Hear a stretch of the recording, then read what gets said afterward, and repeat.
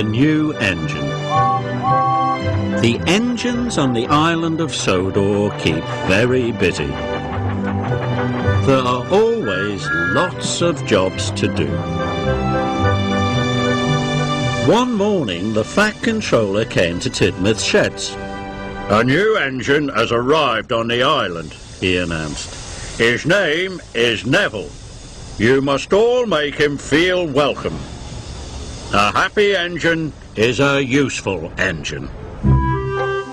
Later, Thomas was stopped at a signal. The signalman called down to Thomas. "The bridge ahead is unsafe. Thomas, you are to collect a piece of ironwork so the bridge can be repaired." "Yes, sir," puffed Thomas. At the yards, Harry and Bert were with Neville, the new engine. Neville was a steamy, but he had a square body like a diesel. Neville was backing up towards some trucks.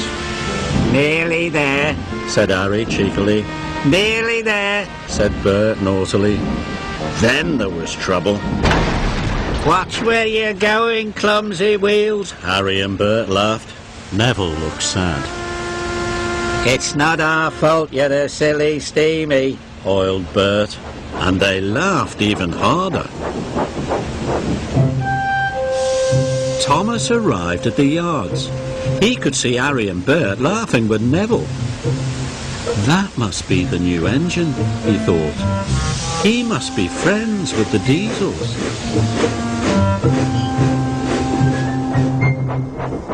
Thomas arrived at Knapford Station.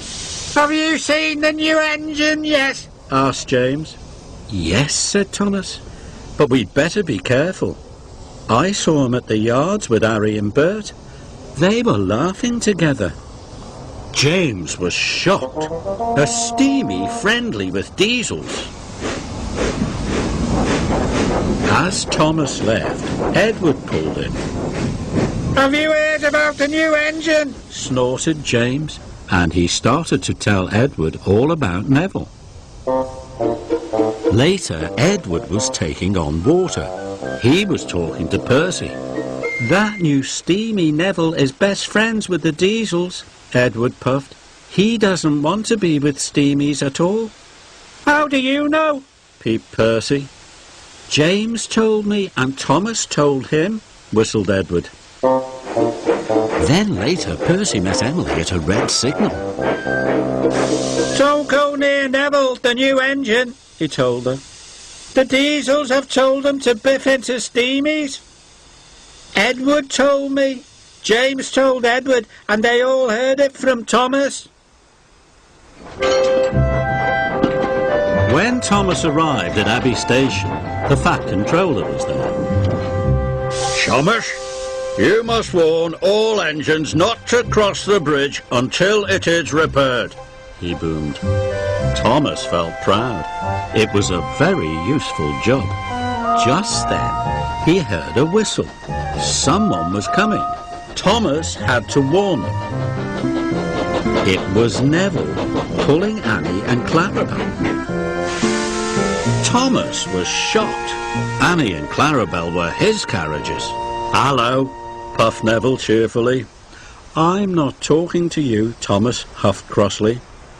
Neville didn't know what he had done. Then Emily pulled in next to Neville. "Hello," said Neville happily. Emily let out a whoosh of steam. "It's no use trying to make friends with me. I know you're going to biff into all the steamies, just like Harry and Bert told you to." Thomas was surprised, but the station master blew his whistle, and Neville puffed sadly away. "Where did you hear that Neville is going to biff into all the steamies?" Thomas asked Emily. "Don't you know?" Emily whistled. "Percy told me, Edward told Percy, James told Edward, and you told James," puffed Emily. "But I only said to James that I'd seen Neville with Harry and Bert." Then Toby arrived.